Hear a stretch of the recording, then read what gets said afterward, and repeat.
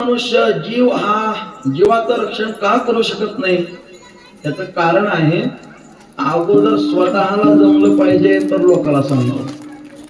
आपल्याला जमलं नाही लोकांना सांगत नाही, ते काही योग्य आहे का? तुकोबाराय बोलतात, आंधळ्याचे पाठी लागले आंधळे घात एक वेळे धोका. स्वतःला पोहायला येत नाही, लोक चार दोघाला म्हणला चला मी तुम्हाला पोहायला शिकवतो, याला म्हणायचं हम तो डुबेंगे सनम लेकिन तुम्ही भी साथ नहीं. स्वतःला पोहायला येत असलं तर लोकांना सांगावं तुम्हाला पोहायला शिकवतो म्हणून.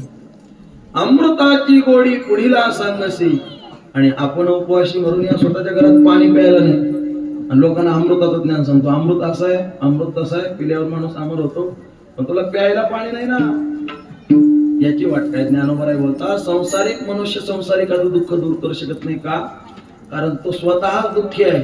तर एक दुःखी माणूस तो दुसऱ्याला काय सोडू शकेल, त्याचं दुःख निरास्त करू शकत नाही.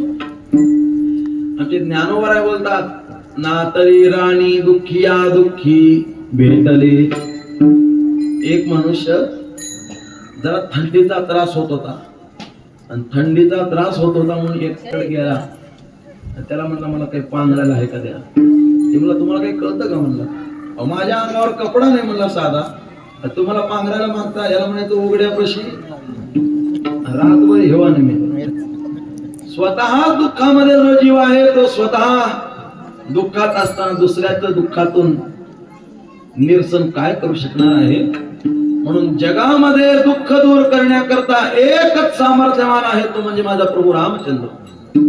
फक्त गरज एकाच गोष्टीची आहे की आपण त्या प्रभू रामचंद्रांना शरण गेलं पाहिजे, त्यांना माझं म्हटलं पाहिजे.